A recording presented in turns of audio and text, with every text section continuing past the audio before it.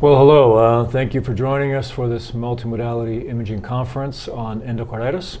My name is Stephen Little. Joining me is my colleague, Dr. Al-Mallah. Today, we're going to sort of split this topic and look at it from two ways. I'm going to talk about the echo components, and Dr. Al-Mallah will talk about sort of the CT, CMR, and the PET imaging of endocarditis. I'll try to give him 3 or 4 minutes at the end to accomplish all that. All right, so we'll get started here and I'll take you through some of the echo issues with endocarditis. I think the first thing to recognize is really the definition of what is a vegetation, which is really the hallmark of the imaging for endocarditis. And in this example, you see a few things. This is a native mitral valve with an obvious mobile mass. And this mass can be described as it's a mass, it's moving, but the key term here is that it's oscillating. So it does have elements that move in a way that are independent to simply following the cardiac cycle. So that's what oscillation means. And that is one of the hallmark features of most forms of endocarditis. This is another example, smaller mobile mass, which does have that sort of oscillation, whip-like motion, which is different than prosthetic material, different than typically thrombus would do. And that's the tricuspid valve in an IV drug user. So another feature, sort of very general feature of endocarditis, is that it does tend to accumulate on the flow surfaces. So that's a rule, and all rules can be broken. But as a general feature of the imaging, you'll tend to see this feature. So this is the mitral valve. That tends to be the flow surface on the mitral valve is the atrial side. The flow surface on the aortic valve is the ventricular side. So in general, when you do see a stalk of a vegetation, it tends to be on the flow surface. The reason being is that's the surface that is denuded and suffers the inflammation, the cellular breakdown, and ultimately that's where the lesions occur. So the pathogenesis of infective endocarditis should be recognized. It really does start with that tissue disruption, endothelial damage. So that really has to be the first step. So it is not easy to create an infection, focal infection, on a completely healthy valve. It is possible with certain very virulent bacteria. But in general, there's something abnormal, whether it's prosthetic tissue, a congenital abnormality with jet lesions and different forms of inflammation. But there is typically an endothelial abnormality to begin with.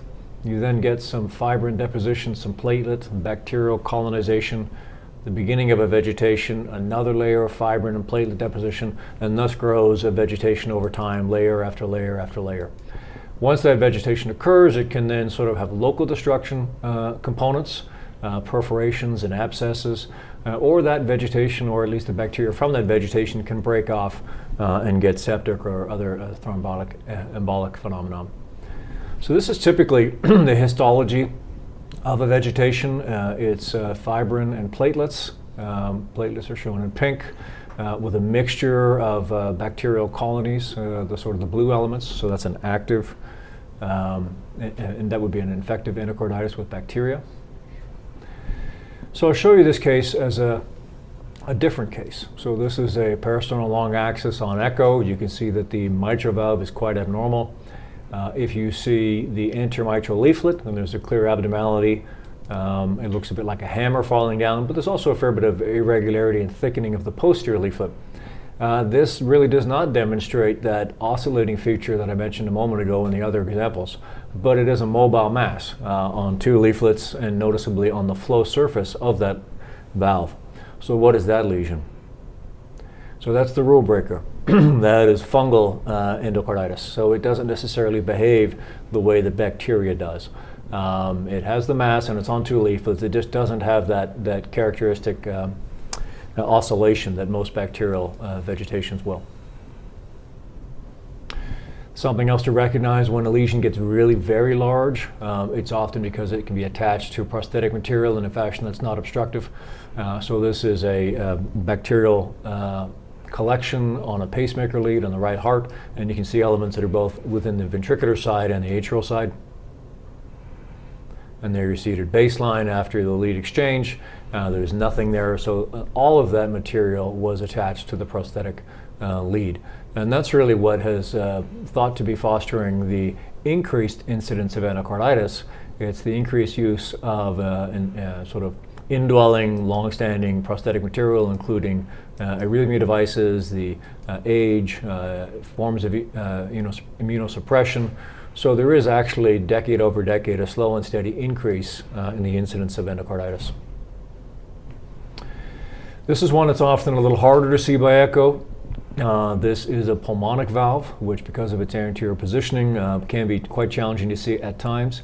You might just say that, well, this is a very long linear something. Is it an artifact? Is it truly a mass? It is important to recognize that really destructive lesions have a consequence, and sometimes adding in the color shows that. So this is a case where there's really severe pulmonic insufficiency combined with something that looks like a vegetation, and with a little bit of history of an IV drug user and Staph aureus bacteremia. This is clearly a pulmonic valve infective endocarditis. What is non-infectious endocarditis? That's a term that comes up quite often. We don't see it very often, and we probably recognize it even less often. But this is an example of one such case. This is a 4-chamber echocardiogram, and you can see a little bit of thickening and abnormality on the mitral leaflet. Violates perhaps some of the stuff we talked about at the beginning. It is, if you look very closely, and if I zoomed in on this, you might see that it's on both the flow surface and the ventricular surface. And this is an example of a Liebman-Sachs endocarditis. So they look quite different histologically, either flat, tan, spreading vegetations over the entire valve surface and even down into the chordae.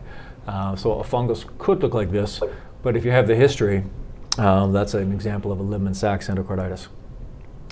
So I think really the point of echo is to identify something abnormal, mass, look for the oscillating features we've talked about. It's very difficult to come up with a bacteriologic definition or diagnosis exclusively by echo. But one of the main roles of echo is to look for complications of infectious endocarditis, and those have to be recognized both early and late. So this is an example of a TEE showing both the aortic valve and the mitral valve. When you look closely, and I think my pointer just shows up here, at least on this monitor, you can see that there's a wiggling sort of abnormality along the base of the posterior leaflet. But when you look closely just below that, there's a defect apparent. And is that real? Is it artifact? Again, one of the important tools for the sonographers to recognize is that if you're suspecting a defect, test the suspicion with color. And when you add the color flow imaging, you can clearly see a defect. So this is MR that's originating not at the coaptation zone, but near the base of the leaflet. So that is very likely a perforation. And in fact, when the mitral leaflet is explanted, that's what it looks like, and it tends to build up with this little volcano and then ultimately perfs a hole through the middle. So that's an example of a endocarditis leaflet perforation. Other thing to recognize, and as a focus on echocardiography, we tend to look only at the heart, but remember on a TE, certainly you can see the aorta. This is that same patient, and this was a bit of a surprise, sort of near the end of the TE, the probe is being withdrawn, evaluating the aorta, and you find this collection of activity. So this is several nasty things put together. This is a penetrating ulcer, this is a vegetation, and this is a dissecting flap, all within the context of a mycotic aortic valve vegetation. So that's difficult to survive, and thankfully not seen very often. But remember, echo does show you at least aortic pathologies, and I'm sure this would be quite dramatic on a CT or CMR. So what's so different about prosthetic valves? Really, it's this, that immediately they're all abnormal flow conditions. Doesn't matter how good the valve is in its flow profile, how big the area is, or how low the gradient. It never truly recreates the smooth laminar flow of a normal valve covered with healthy endothelium. So they're always prone to infection. One of the challenges is in recent decades, the platter of all the options has fully expanded now from transcatheter valves and stentless valves and mechanical valves and multiple tissue valves. So it is very difficult, but incumbent upon imagers to know what should the valve look like, what should the flow look like across this valve, and to recognize early complications. So this is an echocardiogram, again a TE in this case. This should play, thankfully, and you can see that there is a mechanical valve in the aortic position. And as we always do, we sort of look very closely at that valve. You look at the mitral valve, and there's some thickening, a little bit of lumpy bumpiness to it, but not necessarily a discrete lesion. However, we have to remember to look at everything in the image frame, and slightly higher, just up here, maybe 2 centimeters past the plane of the prosthetic aortic valve, there's this other wiggling mass. You could argue whether it's oscillating or not, but it's certainly an abnormal collection right there. So that was felt to be a vegetation with specific cultures, was identified as a fungal prosthetic valve endocarditis. And in fact, this patient went for redo surgery, and at the time of surgery, they found that there was just a little piece of suture there from the aortotomy that was performed at the time of the aortic valve replacement.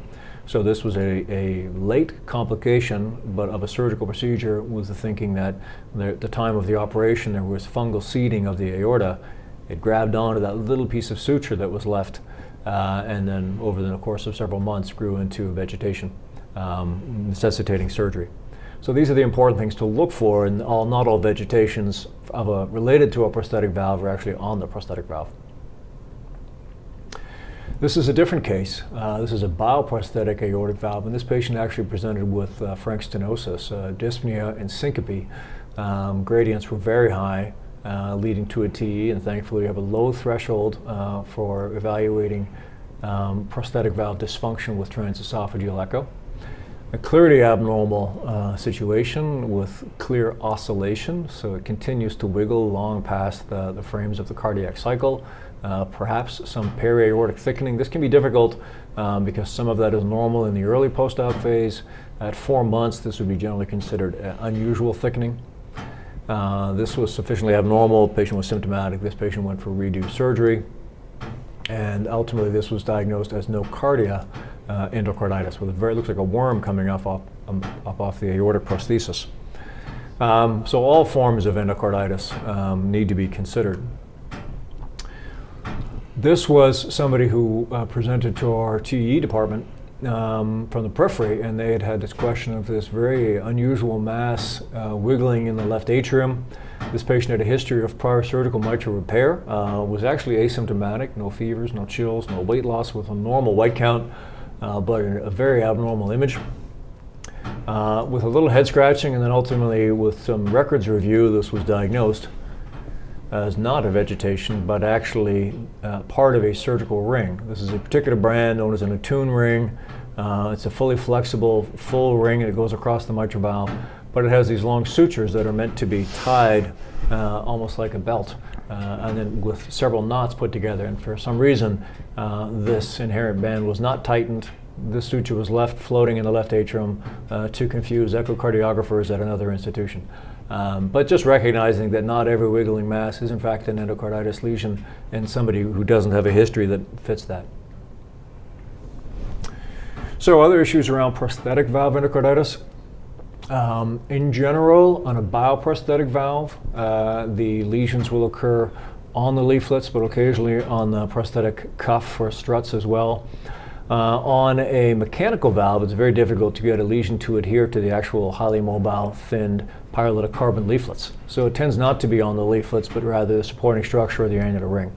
This is such an example. This is an X-plane TE view on the image on the right. Here you can see it's sort of prolapsing down, and it's not hard to imagine that if the timing were just slightly different, this would get caught in here. And these can present either with stenosis or frank regurgitation. And sometimes they don't present. If the remaining orifice is large enough, they can just come in with fevers and chills. So really, endocarditis truly is the great mimicker of many other disorders. But this is pretty classically on a TE what mechanical mitral valve endocarditis will look like. This could be thrombus, but it's unusual to be thrombus because it's a very high flow scenario, particularly in sinus rhythm. Possible, but less likely. Bioprosthetic valve shown here. So this is what I was mentioning. On a bioprosthetic leaflet, you're more likely to have bacterial endocarditis at least form on the leaflets themselves. Less likely, but not impossible, to form on the annular tissue.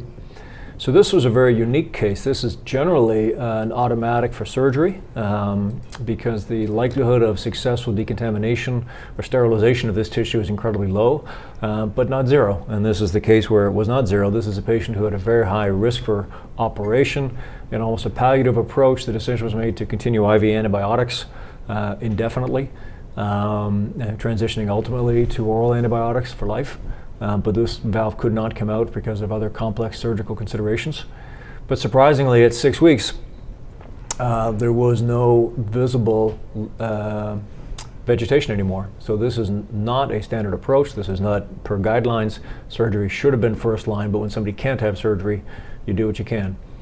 So this was a clear clearance of the vegetation with parenteral antibiotics, but not a normalization of the valve. And if you look closely, you can see that this particular leaflet did not escape without some thickening and now abnormal motion.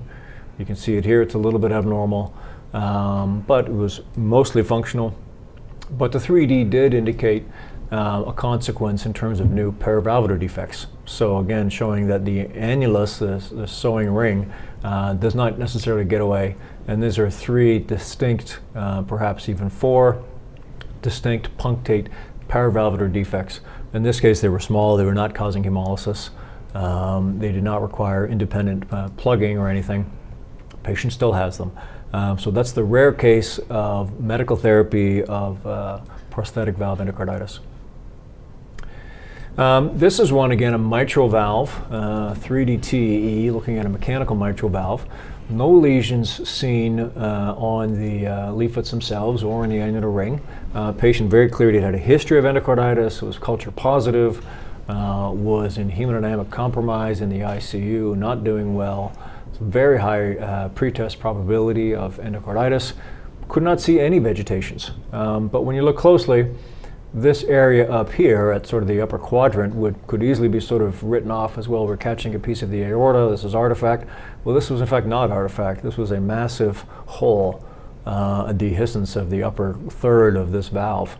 And then when they bring in the patient's prior history of having had this piece of tissue recreated from a material called core matrix, it was evident this had all been prosthetic material from the attempt at prior surgical correction of this endocarditis. So that's sort of the culture negative with lots of antibiotics. And this is sort of one of the issues, is that to recognize in endocarditis the cardiac crux or the fibrous skeleton, that all of your atrioventricular valves and your semilunar valves sort of pass through this tissue, and this is the commonality. And really endocarditis, particularly an aggressive bacteria, can carve through and fistulize in almost any direction in this area. Very challenging for a cardiac surgeon to recreate these tissues, and often if there's extensive involvement of the cardiac crux, there may not be a surgical option. This is a case of a 75-year-old gentleman who had a bioprosthetic AVR roughly 2 years ago, and then comes in with fevers and chills. So appropriately, that's a reasonable concern for endocarditis. So this is a look at the valve. And no obvious abnormalities here. Sounds like somebody else is trying to speak, but I'll keep going. So pretest probability is certainly concerning for endocarditis. This is an X-plane view through the valve. And you can see here that there is probably an issue here. This little mass, the ultrasound shadow from the prosthetic material creates the data void that goes down from this part of prosthetic tissue, but this is concerning. A little more history in this case. There was severe prosthetic valve stenosis on Doppler evaluation, gradients over 4 meters, at least on some of the beats down here. So the idea that, well, let's repeat, let's do antibiotics for 2 months and repeat.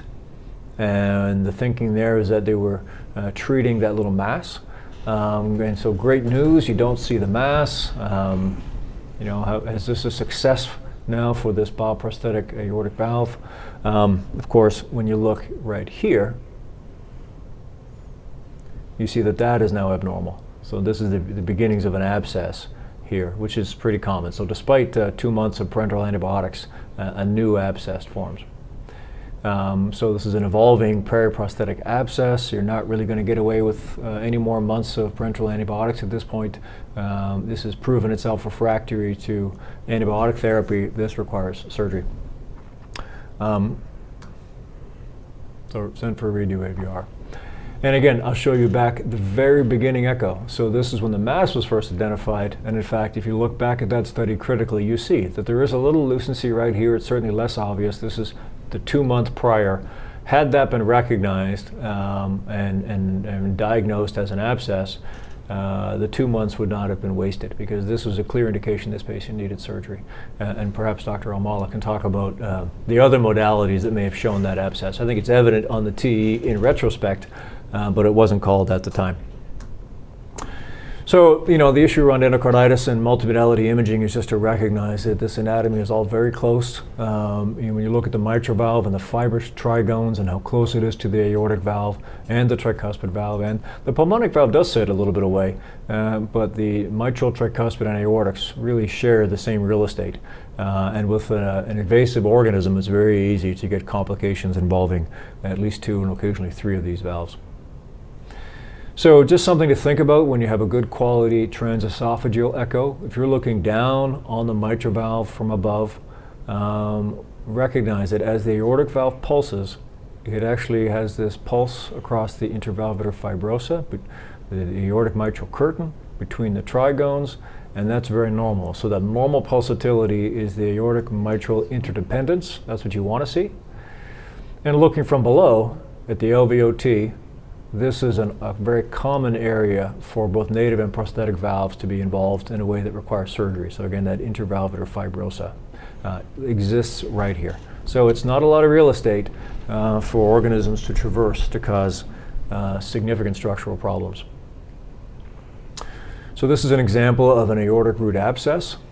So we see that here. It's got that classic sort of not only thickening, it doesn't have a clear pocket of lucency, but it's not homogeneous. You can tell there's different collections of things. And this can just change and become vacuolated and honeycombed, and it can get very, very obvious. But that's a clear example of a root abscess by echo. This is a dreaded complication. Now this is an aortic root thickening with actually that advanced into an LV abscess. So, and then our abscess rupture. This is very difficult to survive. This actually can exit the myocardium. So that's an extreme complication. You never want to see it get that far.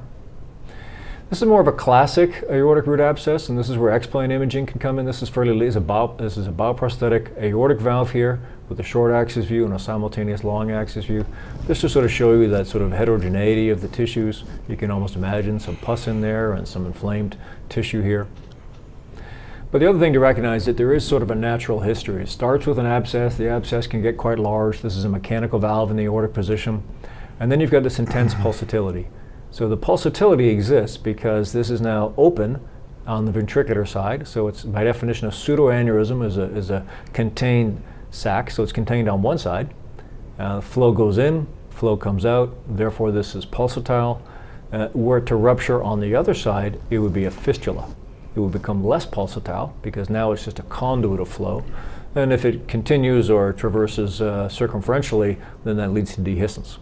So this is sort of an example. And you can put a pulse wave Doppler in here. You can put an M-mode on here. You can certainly evaluate this multiple ways. But this is a fairly gross example of that pulsatility. Whenever you see that sort of pulsatility, expect that to be a pseudoaneurysm. And here, as you can see the color closely, if you watch at the neck, it flows in and out of this contained chamber. An indication for surgery. And this is the sort of the natural history example where it goes in and then out into the aorta again. So now you have a conduit around, and it becomes much less pulsatile because it's not containing pressure anymore. It's just a conduit for flow. So that's sort of the natural history of what can happen with a root abscess. And this is an example of aortic root to an RA fistula. The real estate is close, and it can really go in any direction and give you all kinds of unusual connections, including a Gerbodi defect and an acquired Gerbodi defect from the LVOT to the RA is much more common than a congenital Gerbodi defect. So in summary, endocarditis is inflammation of the endocardium. It usually involves the valves, but other structures can be affected, including the septum, the chordae, the intracardiac devices. Remember the definition of the prototypic lesion, the vegetation. It's fibrin, it's platelets, it's the organisms themselves, and it's inflammatory cells. And echo is the mainstay of diagnosis and treatment. But clearly, there are times when we need more data. We need data outside of the heart, or we need unique sort of markers within the heart. And for that conversation, I'll turn you over to my colleague, Dr. Al-Mallah. Thank you, Steve. That was an excellent overview of the role of echo in endocarditis. And can I have my slides up?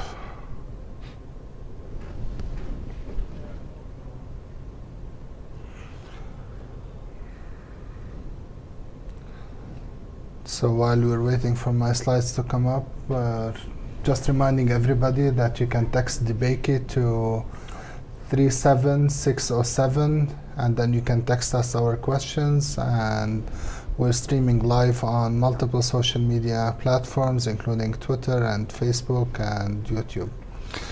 Okay, so we had an excellent talk by Dr. Little about the role of echo in endocarditis. So now I have 3 modalities to cover in the same time.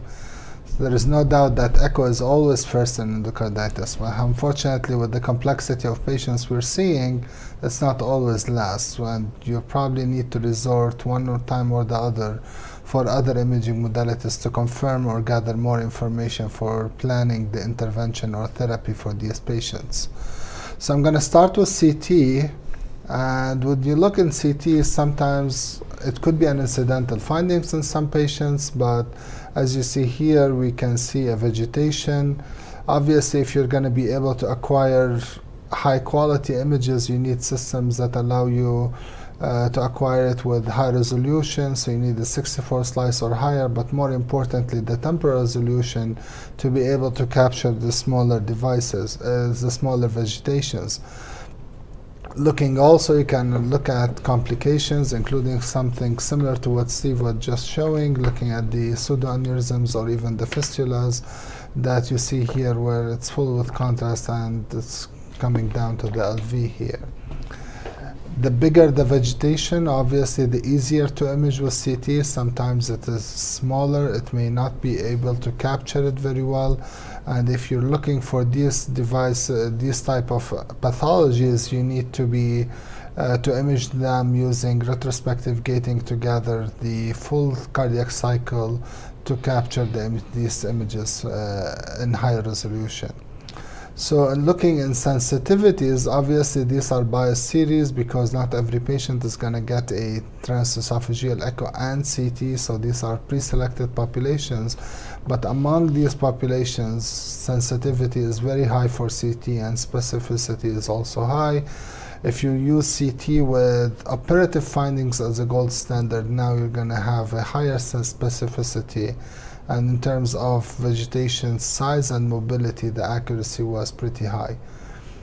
Now, what is the advantage of CT or the advantages of CT compared to TE, especially in the current era, in the COVID-19, where we try to limit use of TE in patients that we don't know their COVID status? Obviously, we have higher spatial resolution. The temporal resolution is still much better with TE. We have volumetric assessment, so we can take the images and look at them after and slice it and dice it different way. However, with CT, we don't have the flow assessment, which is still best with TE. Obviously, if the patient has an esophageal pathology, we prefer CT. And patients with renal failure or contrast allergy, TE is the preferred one. If you're looking for other pathologies, like especially in COVID patients where you have lung pathologies and other, CT would be preferred compared to patients who are cannot be mobilized to the CT unit, where TE can be portable in the ICU. And now this is with COVID-19 considerations. You need less personal protection equipment with CT versus the infectious risk may be a little bit higher with TE. And these are the different pathologies where CT can look and compared to TE, and both of them actually have good accuracy looking at different vegetations, looking at complications, looking at dehiscence and pseudoaneurysms, and also looking at pannus, thrombi, calcification. CT advantage is primarily to look at the extracardiac findings and also for surgical planning.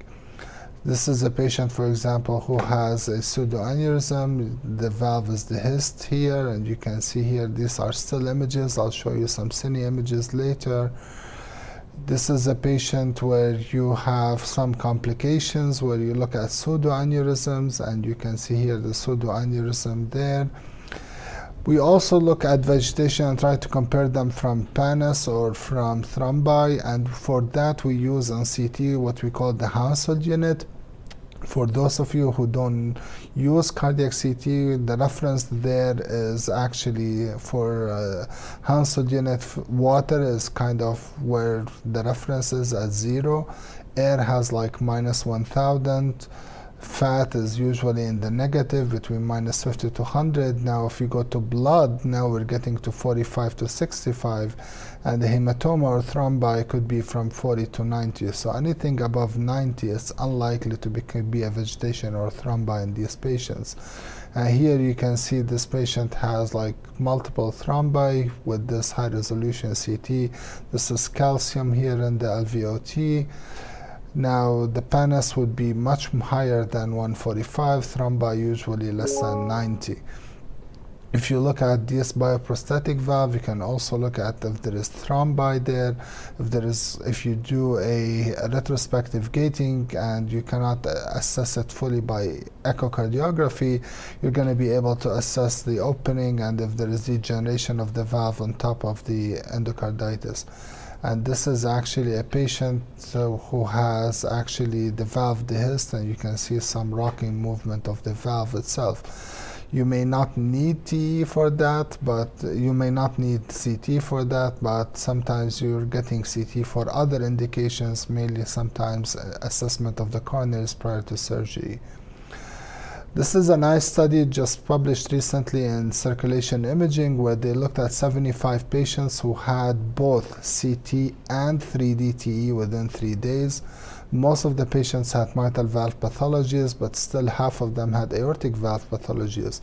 I'll show you some of the cases where there was agreement between the two modalities. So here, for example, there is an anterior mitral leaflet perforation where you can see it very nicely on CT, but also you can see it very nicely on TEE and 3D. Here's the patient with infective endocarditis and pseudoaneurysms, also very nicely seen in this patient with bicuspid aortic valve. You can see very nicely on CT, but also well appreciated on TE. So you may not need both modalities to confirm it unless there is some other difficulty. And this is, for example, a VSD and perforation where there is actually subvalvular VSD complicating the endocarditis, and you can see the nice flow by echocardiography. However, there are times where things may not be as easy to call. This is, for example, by CT, a clear veg abscess formation there. And by echo, for example, here it was not very clear according to the authors of this paper. So in looking at the overall accuracy for detection of vegetation, CT does very well when the vegetation is more than 10 millimeter. It detected nearly 90% of the vegetations. Now once it goes below 10 millimeter, only 52% of vegetations were detected by CT. Now when we go to the other complications, there was nearly almost more than 90% agreement, or even more than 95% agreement, looking at the perforation, aneurysm, the abscesses, pseudoaneurysm, the fistulas, and prosthetic valve dehiscence. I just want to bring up the TAVR valves endocarditis, because this is where sometimes may not be easy to assess by echo if there is the problem from visualizing inside the valve. This is a patient of mine that unfortunately had a TAVR valve. This is her CT after the valve, and she was doing fine. and she came in with new gradients, and you can see the whole valve was, she had fever and positive blood cultures. In addition to that, on CT, she couldn't get TEE because she was very sick. And we did a quick CT, and we see the vegetations and almost complete obstruction of the valve. And this patient unfortunately passed away like 12 hours after the CT. And you can see here these patients from this paper in JAMA, the 2-year mortality rate among those patients with TAVR endocarditis was nearly 67%. So if once they develop endocarditis, the mortality is very high among this patient population. Obviously, they are already sick, and that was probably at the time of this publication, that's why they got the TAVR valve to start with. We can also look at extracardiac involvement, for example, like in this patient who has a vegetation, but also there is a splenic infarct. And you can also look at extracardiac, like looking from brain abscesses, looking at splenic infarcts, renal infarcts, and also aortic myocardic aneurysms. So with CT, if you're looking for these, you're going to get good assessment of the valve or the site of infection, but also for other extracardiac complications. And finally, among those patients that are going for surgery, most often you need a coronary assessment, and cardiac CT can give you that also as well. So moving on to cardiac MRI, it also allows you to assess vegetations if they are big enough, because small vegetations may be not well visualized by CMR because of the averaging of multiple beats. But I think CMR is very useful in the assessment, not in the very acute phase, because these patients are usually sick, and if they have abscesses or other, they may not tolerate the procedure. But among those patients who have healed endocarditis but have complications from that, like aortic insufficiency or mitral insufficiency, CMR would be the best tool to assess the regurgitation, get the volumes, if there is a flail leaflet, and also help in aiding in making the decision for the therapeutic options for these patients. I'm going to move on now to PET, and with PET, it had made a lot of increased utilization for endocarditis. If you look in the literature, there is almost a paper every few weeks about this topic. It's an important topic, especially with the increased utilization of hardware in the heart. And this is, for example, a patient who had a valve implanted 3 years ago, now coming with symptoms suggestive of endocarditis. And you can see significant FTG uptake around the valve. So what type of protocol? I just want to take a few minutes to clarify the protocol, because it's very important to prepare these patients well.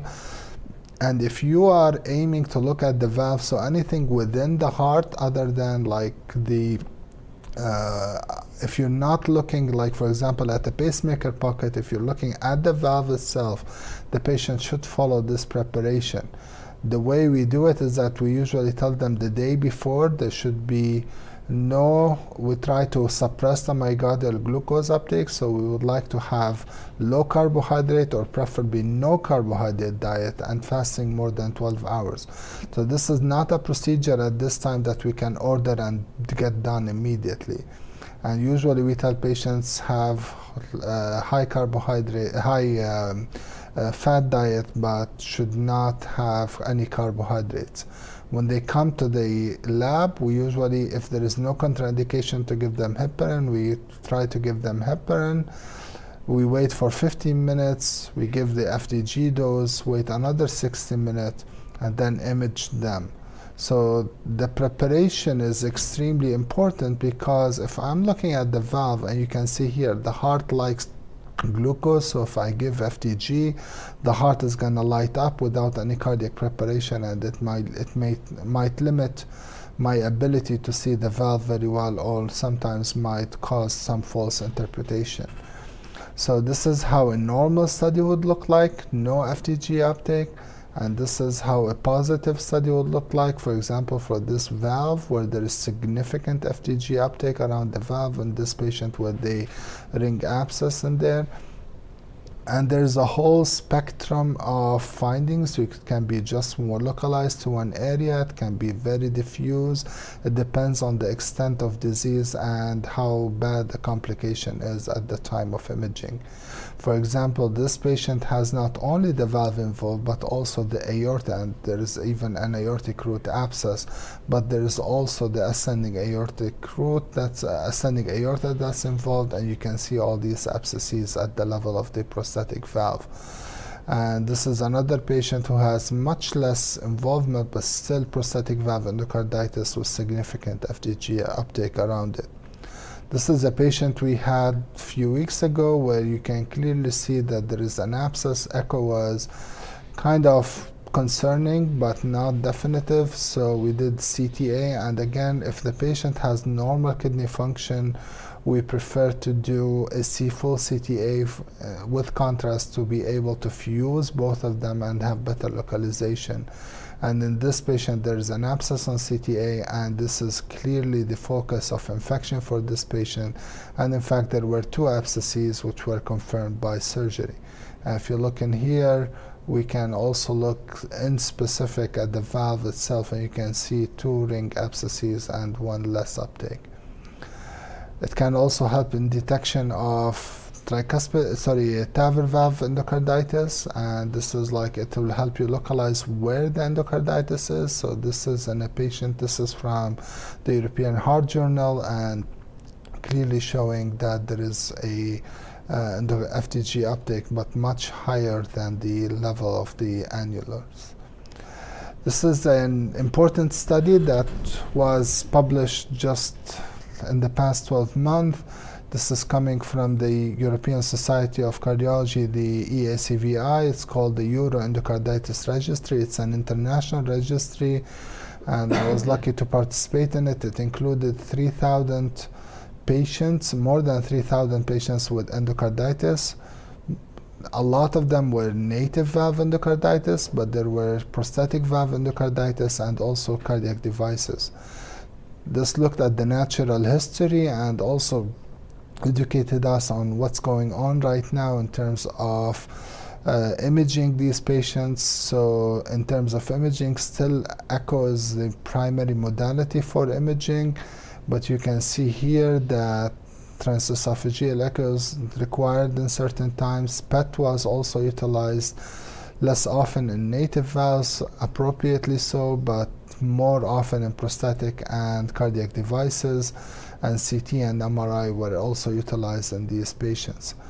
I'll show you some of the findings that primarily that cardiac devices, PET had a good sensitivity in prosthetic valves, but less in native valves or in cardiac devices. And I'll show you some more data about this. And this is real life data that was interpreted at the site, not like in a core lab.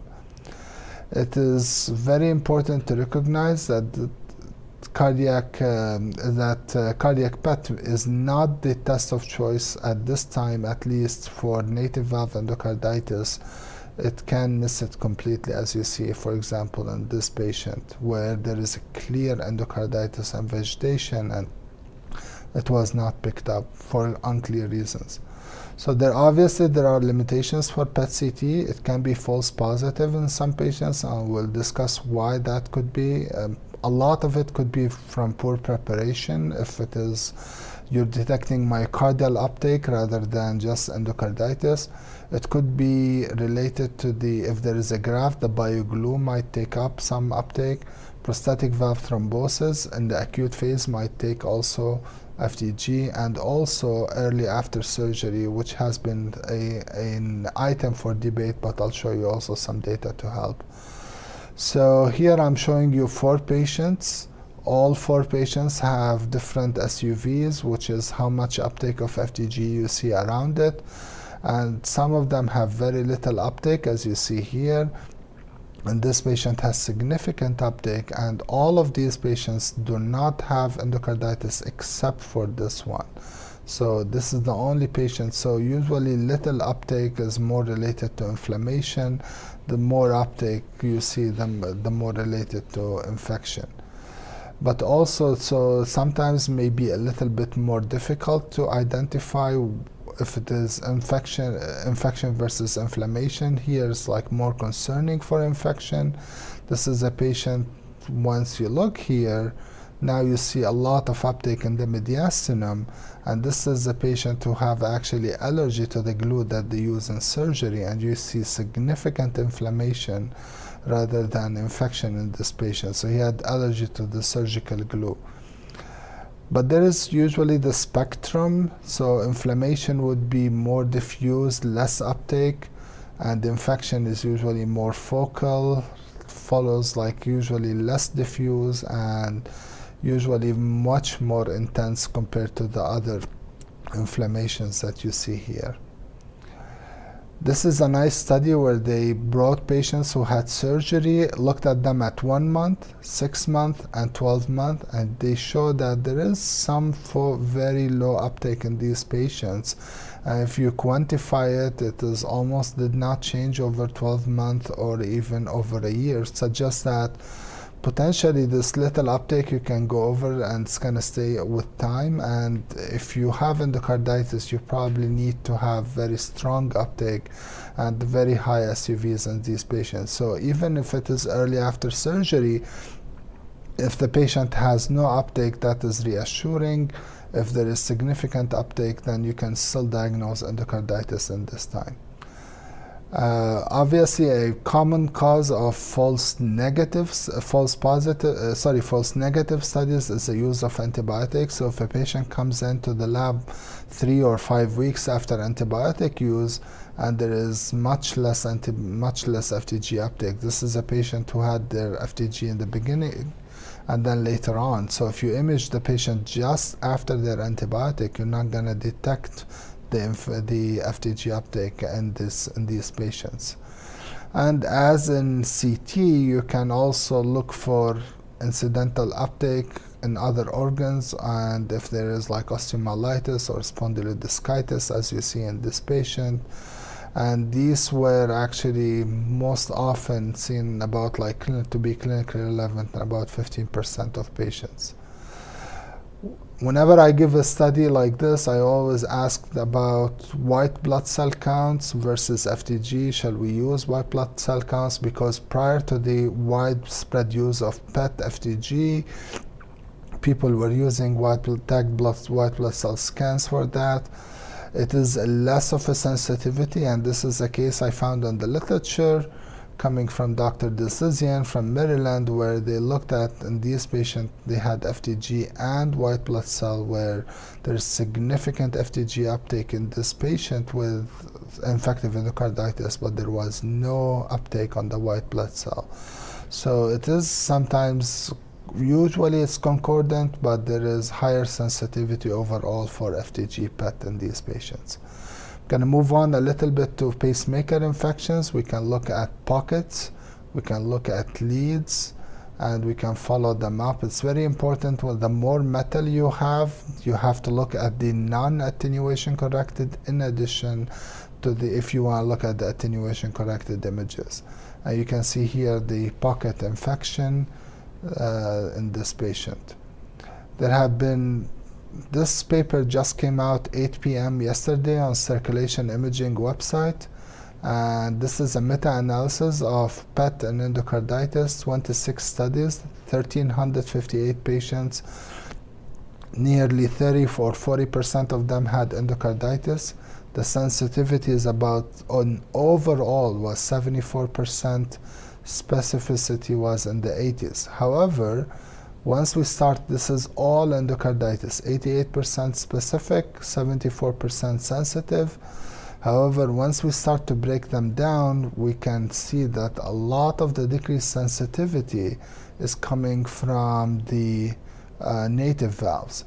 But the specificity is very high in these patients, When you look specifically at prosthetic valves, sensitivity was 86%, specificity was 84%, and for cardiac devices, 72% sensitive, 83% specific.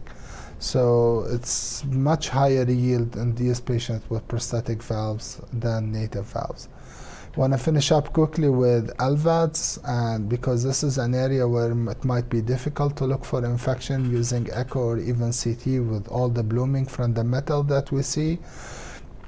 So with LVADs, you can get it from different points. You can get it from the entry point, you can get it from the subcutaneous drive path, you can get it from the pump itself or from the outflow tract. And for these, it does have management and prognostic implications where the infection is. It's not important only to know where is it, but also where the location is and the extent. So this is, for example, patients who have the subcutaneous tissue, but not the pump itself. This is, for example, a patient where it is in the pacemaker. This is in the outflow tract of the LVAD. This is, for example, again in the outflow tract of the LVAD. You can see it there. And again, it's very important to look at the non-attenuation correction for these patients. This is at the entry point. That's relatively the easiest to treat. This is another patient where it is in the subcutaneous path. This is in both the subcutaneous path, but also in the pocket of the pump. And this is the most concerning in these patients. And you can also look for other local involvement in the chest, like in the thoracic chest and otherwise. And obviously, the more central the infection is, so if the pump is infected, the worse the outcome, as you see in this series or in this other series. Also, the intensity of the infection. So looking at the standard uptake, the more FDG uptake is, the worse the outcome of these patients compared to the less FDG uptake population. So where do the guidelines stand in regards to PET? So if you go to the most recent guidelines that we have in the US, you put in PET in the endocarditis guidelines and you don't see any, the word doesn't come. You put FDG, nothing comes. In the European guidelines, at least, you'll find something suggestive that now the major criteria is positive imaging, positive blood culture, but also a positive imaging. And positive imaging, obviously, if you have it by echocardiography, but now FDG PET is considered among those positive criteria for white blood for endocarditis. And this is the algorithm specifically from the guidelines where the European guidelines, you're starting with echo, but if you're still not having the final answer, you're going to go ahead and move on to CT and PET. So to summarize up what we have for prosthetic valves, FDG PET does help for early detection of valve infection, extracardiac infection, source of emboli. CT will help you with the late detection of structural complications, and TE obviously established the diagnosis, but also detection of the structural complications. For cardiac devices, FDG allows for early detection of pocket, lead infection, extracardiac infection. CT will also help detection of structural complications, abscesses, and others. And also TE helps for lead vegetation. And finally, for LVAD, FDG is for the early detection and differentiation of central versus peripheral LVAD infection. CT comes next with late detection of infection sign, and TE may be very limited in these patients. With this, I'm going to stop and see if we have questions. All right, thank you, Dr. Al-Mallah. Look over here at the questions that have come in. There's one, I think you can probably see that as well. Mentioned that vegetations can contain inflammatory cells. Correct assumption that the actual amount of leukocyte infiltration in a vegetation is often limited compared to paravalvular extension. That makes sense. I mean, vegetations, can only get so big. I don't think a lot of that is actual inflammation in the way that we think of paravalvular tissue. I think pathologists might dissect that answer in detail for quite some time, but I think in general I would agree with that assumption that yeah, there's not a huge amount of inflammatory tissue in a vegetation, but there is some. Do we have any other questions? Nothing on POVI. I think we're also in Zoom. Yeah, I've got a question. Steve, so can you hear me? Is that Dr. Shaw? The one and only Dr. Shaw? Yes, can you hear me? Yeah, so Yep. one very nice presentation, guys. So, I mean, let me ask Mouaz, let me challenge him a little bit. Why do you think it is that the native valves, the sensitivity is not as good for PET? Is it because, again, just the burden or the amount of white blood cells may be lower than in paravalvular abscess? Or just kind of curious what your thoughts are as to why that's the case. Maybe repeat the question in case it wasn't heard. Yeah, well. so the question is looking at why PET is not sensitive in native valve endocarditis compared to other prosthetic and metal.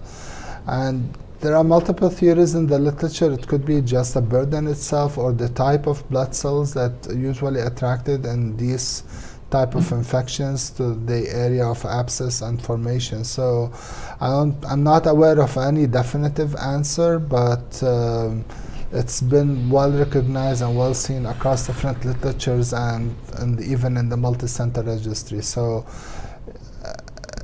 the real answer why, it's probably more has to do because we're imaging white blood cells, whether we're attracting certain types of blood cells or certain phenotypes of blood cells, or whether blood cells release different chemicals that will increase inflammation in these type of abscesses is not very clear to me. But again, from a clinical standpoint, it's very helpful that if we do it and if it is negative, at least from the meta-analysis, it has high negative specificity and probably good negative predictive value. But if it is negative, does not. If you see it, it's there. If you don't see it, that doesn't rule it out completely. So I just want to say that I commend you non-echo MMI imagers for keeping track of a lot of things, including the alphabet soup of MDCT, CT-PET, CMR, SUV, which was a new one I heard today. I thought I knew what that meant, but that means something different apparently. But really, a lot of the innovation in the field, or the concern of endocarditis, is in the imaging, and most of it is not in echo at the moment. Echo has to sort of keep up with all the various valves and iterations of valves. But the echo techniques, other than the addition of 3D, are pretty standard at this point. But the innovation in the imaging outside of echo is really quite impressive. All right. Well, I think we're at time then. If there's no other questions, we'll thank everybody for your attention, and we hope to see you at the next MMI conference. Thank you. All right.